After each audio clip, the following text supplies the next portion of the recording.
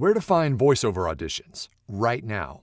Hey there and welcome back. My name is Mike Hathcote. I'm a full-time voice actor and author of the book, The Voiceover Blueprint, which you can pick up in the description and pinned comment below. You can get the downloadable PDF as well as the audiobook and 4 free gifts for less than $10, so check it out.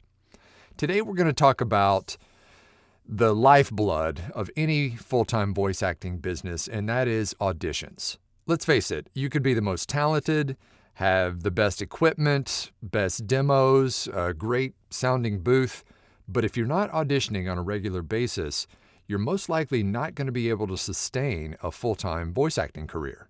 Voiceover is a numbers game. It's about volume, and not sound volume, but numbers volume. The more audition opportunities you can create for yourself, the better your chances are of booking. So today I'm going to talk about where the best places are to find auditions.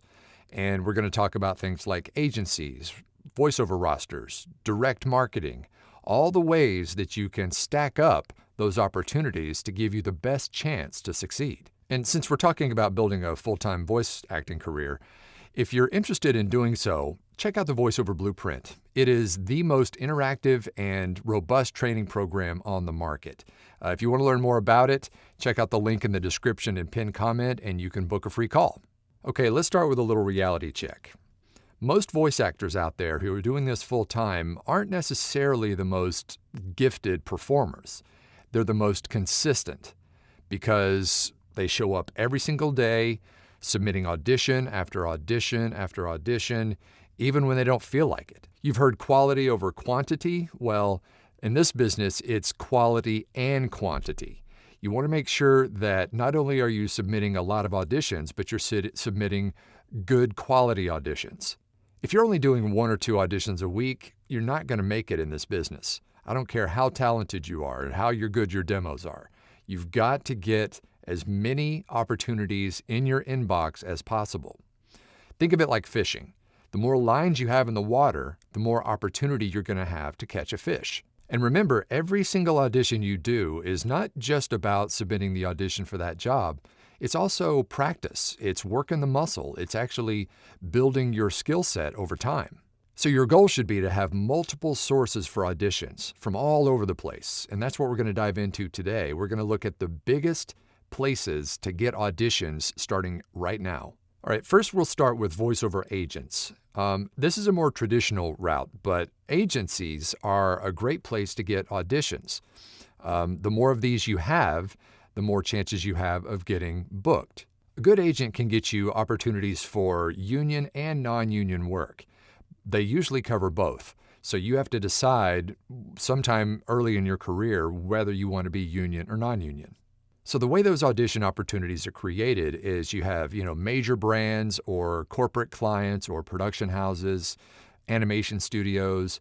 They use these agents to bring in a pool of talent that they can choose from. And of course, if they choose you, you got the job. The quality of jobs that you're going to get from an agency is going to be a little bit higher and sometimes a lot higher than some of the other ways you get auditions. And because these jobs are a little higher profile from, major brands, then the pay can also be higher as well. But here's what a lot of people don't really know about agencies. You can't rely on them for all your work. Most of the agencies, they represent quite a few talent, and you'll only get the opportunities that they see as a good fit for you. Most of my agents actually send 2 to 5, maybe even more audition opportunities today. I've got a stack of them right now in my inbox that I'm going to get to right after I film this. But once again, you can't really rely on them because multiple agents will get the same opportunities from some of these big brands.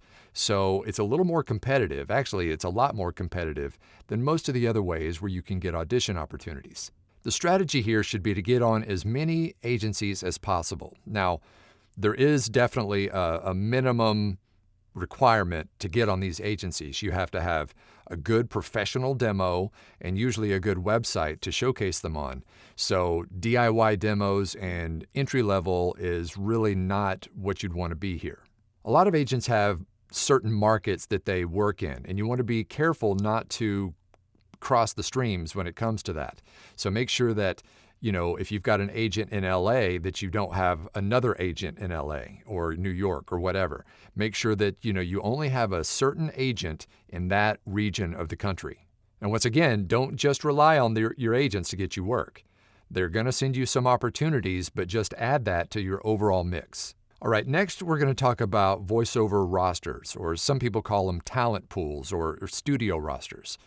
What these are a little smaller pool of people that are vetted. They don't accept everyone, and once again, you have to have pro quality samples to even get in the door. And the way this works is similar to an agency. If a company has a roster that they prefer to go with, they'll reach out to the roster.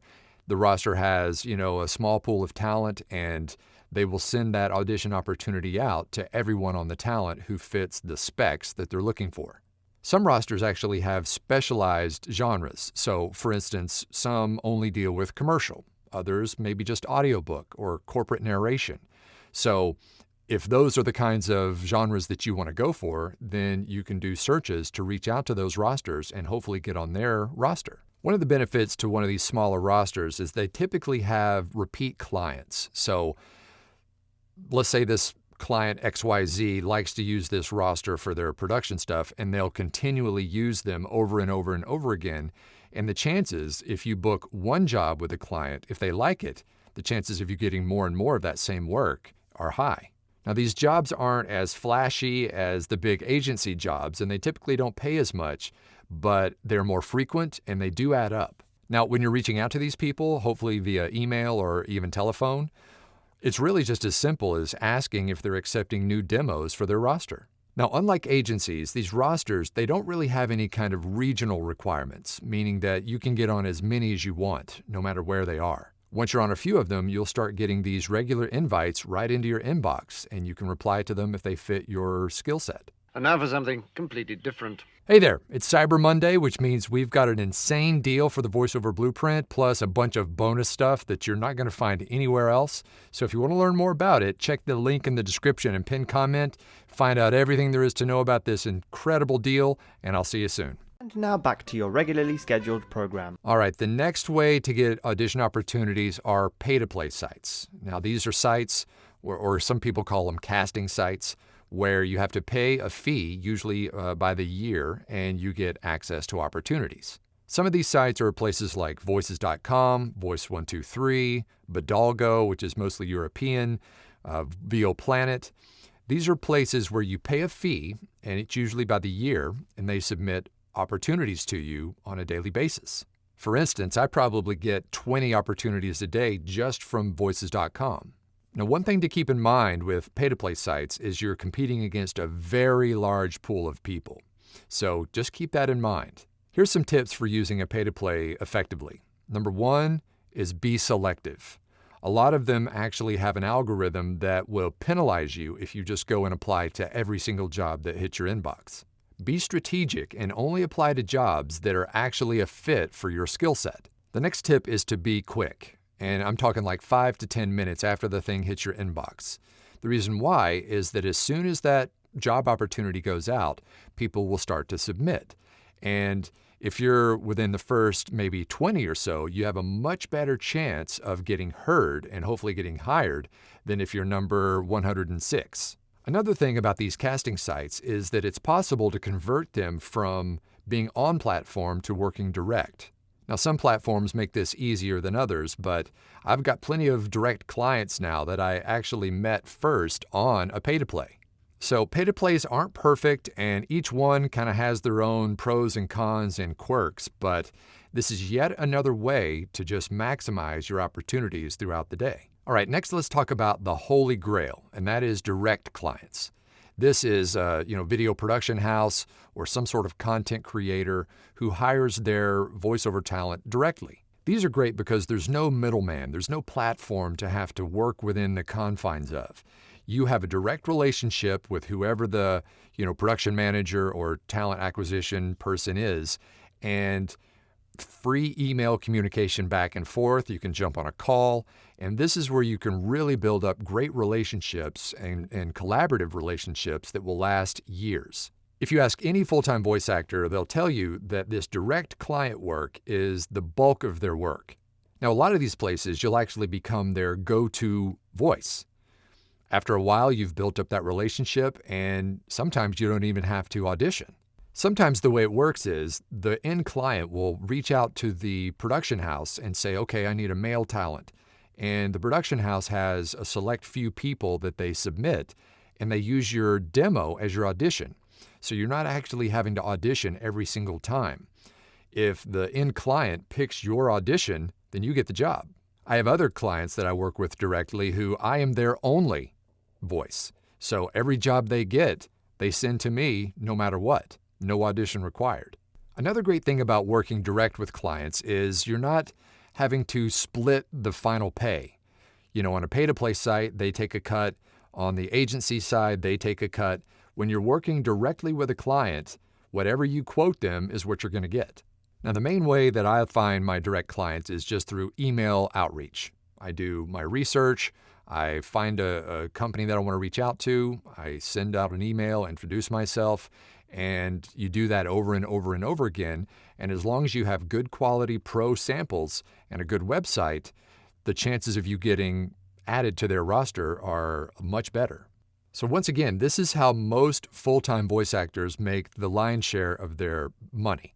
It's through direct clients.